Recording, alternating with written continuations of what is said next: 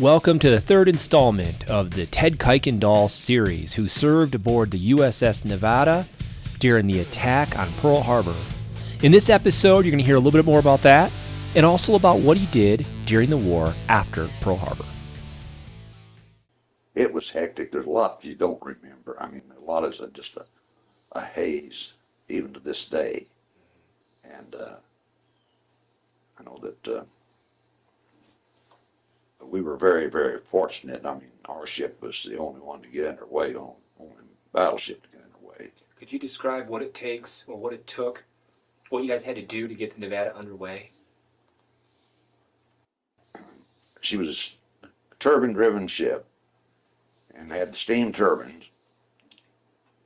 And they were getting ready to change the boilers from, I don't know, one pair of boilers to another or something. And so we were fortunate enough to have enough steam up to get underway. And which generally it takes several hours to build up enough steam in the boiler to have enough steam. So we started out the channel, and well, I guess they passed the word for all ships to sortie, and so we had started out, and they'd cut her loose in the quay where we were at, right behind Arizona. And we went around her and started out the channel, and then they told us not to go out but do the submarines. And they ran her nose around over by the floating dry dock where they blew the shaw up. Sorry, this is how interviews do. And tugs pushed us over on a little what we call Waipu Point. Pushed us over there, and they anchored her there, and we sat there, and in a couple of days, she just settled on everything below the main deck was underwater. Was that from the torpedo hit? Was it taken out of From water? the torpedo hit. Okay. So, the port bow, frame 40, and of course, there's so much flooded, and so she just finally settled down there, and we sat there on bottom until the 12th of February, and that's when they brought a patch out there. Patch was 40 foot by 60 foot to cover the hole. Wow. Oh my gosh. And Yeah. then they took the patch off and laid it in the cane field, and they towed us into a dry dock. We made temporary repairs and left out there the 22nd of April under a convoy, come back to the States, and they brought we went up to Bremerton in dry dock up there, and they started repairing the ship. I totally missed this early on, Ryan. We were asking about why they didn't want to escape the channel. Did you hear what he just said? I heard him mention, the submarines. Yeah, yes. That basically the reason that they stopped them, this is what Ted's saying, he probably heard about it then or looked it up after the war or whatever, I don't know, said that the bottom line is they didn't want them leaving the harbor because they were worried about submarines. And we knew that there were mini subs and a lot of sub activity in that area. You have this irrational fear of submarines, so I think you can appreciate this. Well, and now we know that there were midget subs in Pearl Harbor. Yes. That slipped in through the mouth and were in amongst the ships, firing torpedoes. A lot of those torpedoes didn't come just from the Val bombers. I mean, they came from they came from actual little subs, which was amazing and very, very insidious, Tony. It is insidious. These subs are so sneaky, man. They're like Canadians. It's not fair. It's not exactly. fair. So, and the other thing that he says is the cane field when they got off of Ohio Point. That's going to play a role in a much later clip that I really hope people watch video of, because that cane field had some stuff happen there. So, okay, well, that's interesting. You kind of piqued my curiosity there. But he mentioned that cane field. He said it was a 40 by 60 foot patch that they put over the cover of the torpedo hole, right? Which is gigantic. Yes, it is. Gigantic. And then he said they took it off and laid it in the cane field? That what I heard him say? No, I don't know about. He's talking about the cane field because when you go to YPO Point, there was a cane field there, and I'll just let the audience know right now. There would be some souvenir hunting. It turns out that there were 29 aircraft for the Japanese lost during the attack on Pearl Harbor, and many of them crashed around that area. Ah, And there were pieces of Japanese plane in that cane field off that point that the Nevada was on. And so as we get later, he's going to talk about some of those experiences as well. And now we're going to transition into what Ted would be doing after Pearl Harbor was attacked. After he helped get the Nevada back on her feet, what would he be doing for the rest of the war? I got reassigned to new construction, so I didn't ever go back to the old Nevada. I went to this 5 of the ships built there in the city, Seattle, Tacoma. And number 2 was a USS Kern, AOG, gasoline tanker. And I spent about 2 years on her, and we went all down the South Pacific around different places and hauling gas into airfields and whatnot. Cool. I never engaged in any other activity. I remember there down at Pelew, I was watching those, we was off watching planes take off from the airfield and make a circle around Bloody Nose Ridge and bombing that thing. And but we was not, our ship was never involved in any activity like a lot of them were, which I figured I was very, very fortunate. And then Were you concerned about being on a gasoline tanker during the war? Was that well, concerning it yours? was better than being on a ammunition ship. But when they said that your new assignment was a new gasoline tanker, were you like a little concerned about that?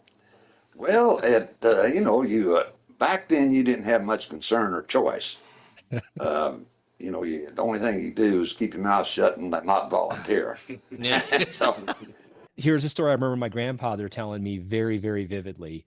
He was on USS Colorado. They had taken some hits from the Tarawa raid. Japanese guns actually were able to range the Colorado and hit it. People died and killed. And he was so happy when they went back to Pearl and they're like, Phil, we need you on another ship. We're going to take you off the battleship. And they put him on the Tomahawk, which was an oil tanker.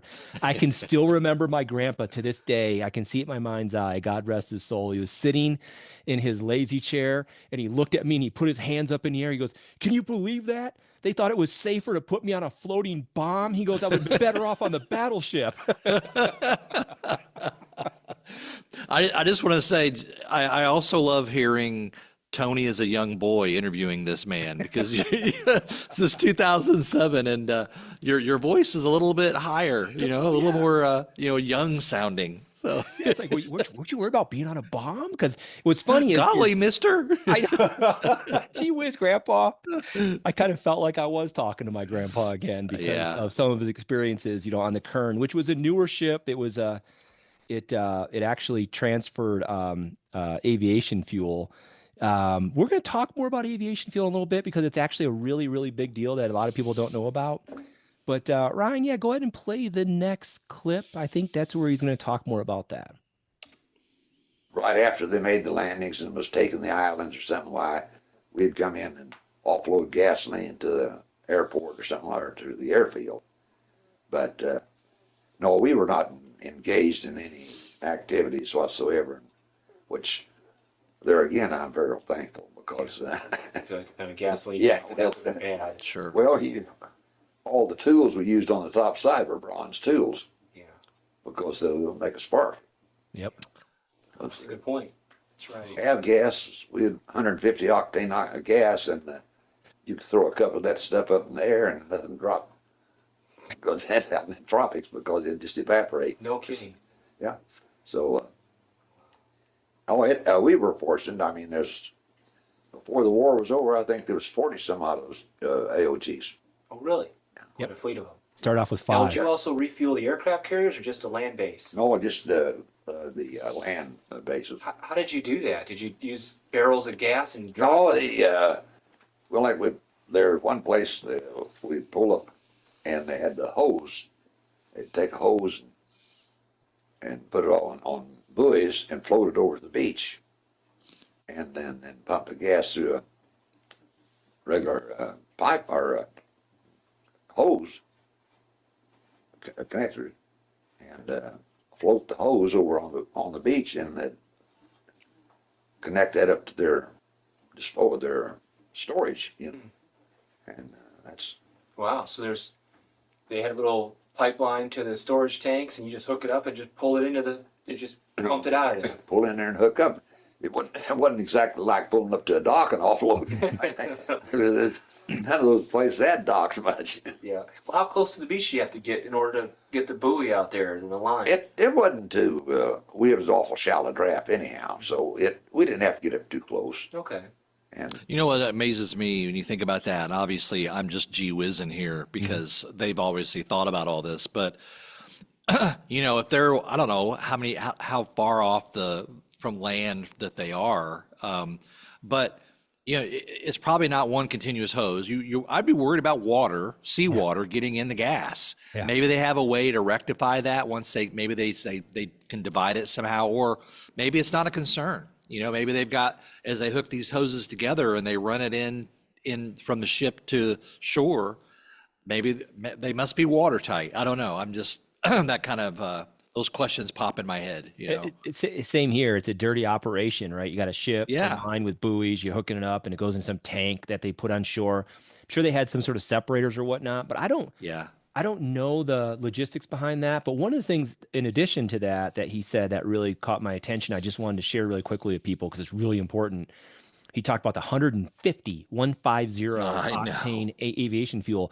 Ryan, do you remember at Phillips Petroleum in the training room, they had a poster of a bomber, and they had, and Phillips had a refinery, and they were refining this high octane aviation fuel. And I think the slogan on it was, it's like adding an extra engine to a 4-engine bomber. Yeah. Because the high octane fuel. So what it does, when you have higher octane in your fuel, it allows you to increase what they call the manifold pressure for the engine, which means you can cram more air in it in addition to the fuel before it will prematurely detonate. So what it does is it allows you to compress more of the air fuel and generate more power. And it also allows you to fly at higher altitudes before you suffer from vapor lock. So having higher octane fuel was one of the war-winning technologies that not everyone had. When we started the war, our octane was around 100. And now through the course of the war, it went up to 150. And no other nation, none, zilch zero, was able to do that. The Germans had the technology by 1943, but then we were bombing their synthetic fuel plants, and they were never able to make higher octane fuel in the abundance that the United States was. And let me tell you the effect it would have. I just looked this up. So a Spitfire in 1940 with the Merlin engine had a top speed of 340 miles per hour. By 1944, the Merlin engine, when it was supercharged, had a sort of blower, a multi-stage supercharged. That's really fancy pants to just say there's different ways to put air into the engine. With the higher octane fuel, it was able to go from a 340 mile an hour top speed to 425 in 4 years. It said that the Germans, when they had captured examples of these planes and some of the fuel, were absolutely flabbergasted by it because the Germans were never able to make fuel, like I said, more than 100, 110 octane. The Japanese were never able to make fuel more than about 91 octane. Ever. That's car gasoline. It is. It's what I can get down the road for my truck. So by having 150 octane aviation fuel, it could take an engine that might have had, 1,500 horsepower with 100 octane fuel, and now it can produce 2,000.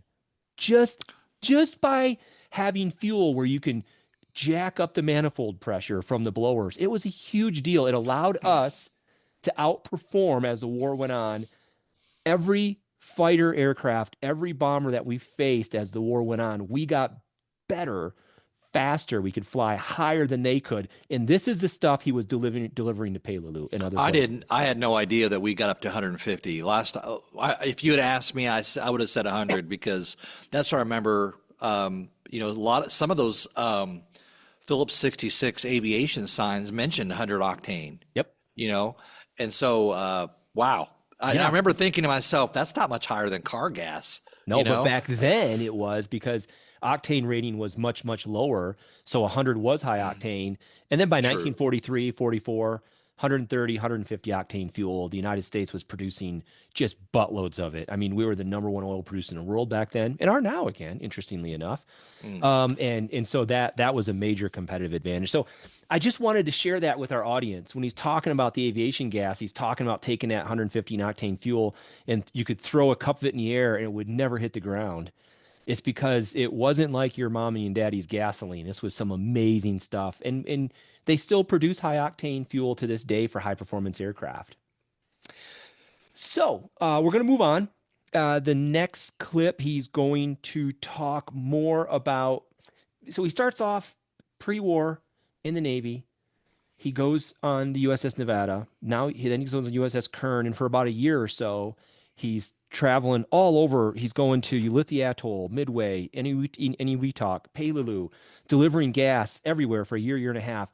That ship needed to be, the USS Kern, needed to be serviced on August 6th of 45. Correction, it was 1944, August 6th of 1944. So basically, he was on this ship for most of the war, and then he would end up basically. Well, let's just play the clip. You're going to find out where he was when the war ended.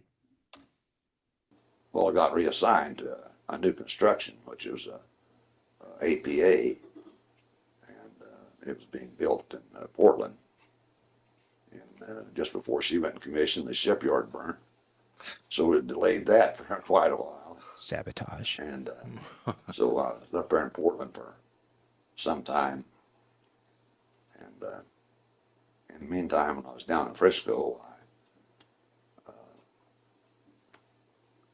wife-to-be came out, and we was married there in the Navy Chapel on Treasure Island. And we had time together up until I got the ship in commission in Portland. And then I made one trip on the old Bear 237.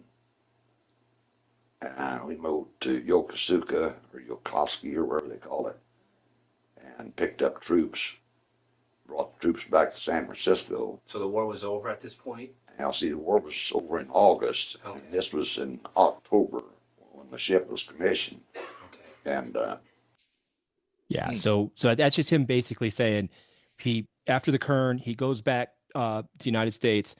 The shipyard that was building his next ship, the Bear, which is spelled BEXER AR. Yeah. Thank you. It's a Texas term. There it is. That the shipyard caught on fire. It delayed everything, and by the time that he was able to get back on ship during the war effort, the war was over. And go ahead and play the next clip, and he talks more about that. So real quick before we get into that, you mentioned that August 6th of 45 was when the ship went in for servicing. Is that what you said? Yeah, it should have been 44. 44. I was August going to 6th say, of because 44, because the war was ended in 45. So what happened in August of 44 is the Kern goes in to get overhauled, and he's waiting for his next ship, which is the Bear. And while he's waiting there, the shipyard burns down. And then they finally finish the ship and get it launched. And by the time they launch it, the war is over, and it would take place. It would take part in the Magic Carpet, which is something we covered in an earlier episode. Yeah. Which basically every available ship brought millions of men and POWs back to their home countries all within a year. Well, when you mentioned August 6th of 45, what other big thing happened on August 6th of 45? Yeah, exactly. So That's why I was like, what are the odds that he was? Anyway, okay. All right, we'll move on then. It was 44. Good catch, Ryan. Okay. I had planned on staying in, and I thought about it. And different things come up that I thought, well, things didn't go just like I thought they should or something. And I was a little bit of a rebel anyhow. And so I went down to New Orleans and to get paid off down the Lake Pontchartrain. I think I was the 70th person paid off down there at that station at that time. And then they give me my final pay, and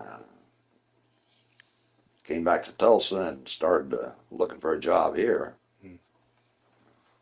Did your role as an electrician in the Navy help you find employment here? I don't know whether it actually helped me or not. I went to work for a utility company, Okay. and of course that I think in the departments I was in up there at the time, I think there were 14 of us in that department, and I'm the only one that's left now. I outlived all them, so I figure I'm real fortunate in a lot of ways. Good Lord's blessed me in many ways, and I've got more to be thankful for and I got to gripe about. But I tell them I only gripe when so people will know that it's a human nature to do, and I do that so people still think I'm human. So the next one, he's going to talk again. These are little vignettes, various things. He's going to talk about his wife a little bit, and then some other things that I think are interesting too. Well, what about your wife? You mentioned that you married her. Was this right after the war or before the war ended? All was before the war. It was in July the 22nd, 1945. Could you describe how you met her? Went to school with her. Really? We did school together, and then I come home on leave. I went to alumni meeting or something, and met her again, and so then from there it blossomed into a marriage. And I still figure out how in the world she put up with me for 55 years, but bless her heart, she did. So we had a girl and a boy. We never had to go bail them out of jail, so I think she done a fine job of raising them. And Harriet's right there sitting across from him. Yeah, go ahead and play the next clip because this talks about communication. When Pearl Harbor was attacked, clearly it made national, international news. Your parents must have known that you were in Pearl Harbor. When were you able to contact them, let them know that you were okay? I don't know how long it was. I know that the Red Cross had cards for you to sign, but I think it was 2 or 3 weeks before the folks ever got a card, because it. Then at that time they started censoring mail, incoming mail and outgoing mail. All your letters were censored, and so they didn't know anything at all for true, I guess, at all. They got that letter from the Red Cross, or that card, because nobody was doing any writing at that time. Of course, you still send Clipper mail is 20 cents a stamps, 20 cents a piece for Clipper mail. Then they started that email, or V-mail? yeah. VJ mail. VJ mail. And they'd take the letter and photograph it and condense it, and then ship it, and then blow it back up. And it was a mess. We haven't talked about Vmail yet. Yes. Did you have anything on that, Ryan? Or Yeah. You know, He mentioned VJ mail, which I couldn't find anything about VJ mail, but then I realized he was talking about Vmail. Yeah. So, I mean, it was a system that evolved throughout the war. Basically the way it would work is that the GI or the veteran used special letter sheets that was a combination of a letter and an envelope together. The letter was written on one side of the sheet, and then the name of the address was written on the other. They folded and sealed it, put postage on it. But then the letter was microfilmed and transported, and then reproduced at the other end, basically stateside, and blown back up into a letter and then sent on its way. And the benefit of that, which I didn't realize this, but it would take up a lot of space if you had to haul a lot of freaking mail. It would not only take up a lot of space, but it would be heavy. And there'd be a lot of issues with that. It reduced the weight and the bulk of the mail, freed up space for other military cargo that was much more vital than a letter was. And they said it was actually safer and faster for overseas guys. Totally. So did your grandfather-in-law, you've got a bunch of his letters to the wife. Were any of those V-mail? Well, Could they you were tell? all in the red, white, and blue striped envelope. So I would say probably. yes. I Yes. would say yes. And I haven't looked. I never thought to look if, like, when you open up the letter and you look at it, can you see the indentation of the writing, like, where Yes. a live person would have written it, or was it just a Xerox copy, so to speak, a photocopy? I need to look at that because that would tell me right then and there if it was using this method. I bet it was. The thing that blew me away is when I looked at the numbers for the amount of mail that how big of a problem this came. So they said, I'm just reading this from the postalmuseum.edu. Wait. There's a postal museum. There is .si.edu.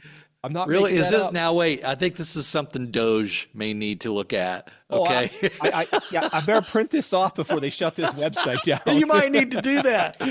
Elon, if you're listening, look away until Tony prints everything off. Okay. That's right. We got our civil servants making websites. So Well, that's how they justify their own existence, right? Like, I'm going to throw Elon off my tail. I'm going to make a museum and a website about my job. oh my gosh. Anyway, Oh, I'm sorry. Victor No, repeated something. I love all the postal workers out there. Don't get me wrong. I've often thought how it'd be a kind of an interesting job to be a mail delivery guy. Oh But yeah. anyway, sorry. Go ahead. I didn't No, mean to no, derail no. you.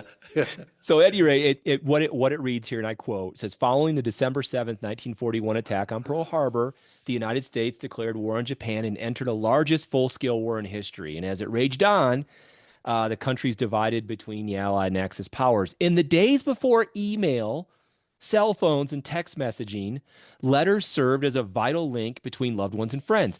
Army post offices, APOs, and fleet post offices, which he would have had, FPOs, and the U.S. post offices alike were flooded with email sent by service members and sweethearts. This is mind-blowing. According to the 1945 annual report to the Postmaster General, mail dispatched to the Army in that fiscal year alone, 1945, reached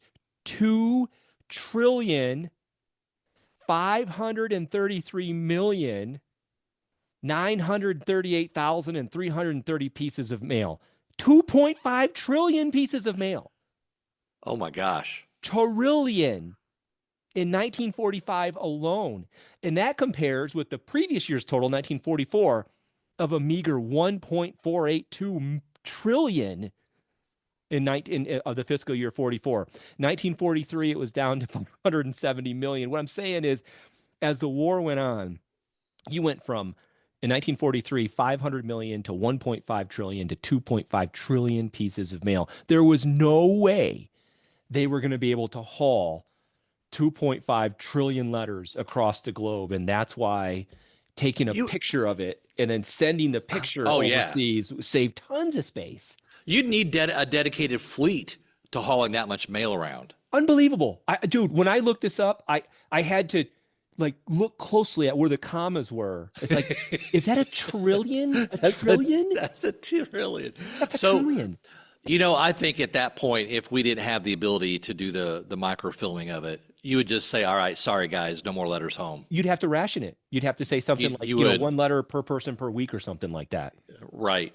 Yeah. And we all know, we just did an air raid edition on the USO. We all know that these letters home and anything that the GIs could see or experience that reminded them of home was really, really good for morale. So in some ways, you could say, without too much hyperbole, that V-mail played a large role in maintaining the morale of our troops. It was one of the things that was needed for us to win the war, was for people to feel connected back home.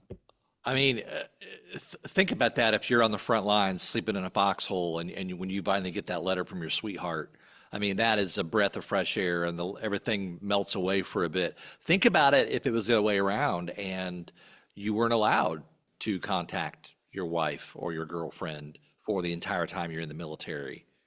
And think about the mental health issues, right? It would definitely cause, oh my gosh, I can't imagine. So yeah, it was a very big mental boost for the guys. Had to be. 2.5 trillion.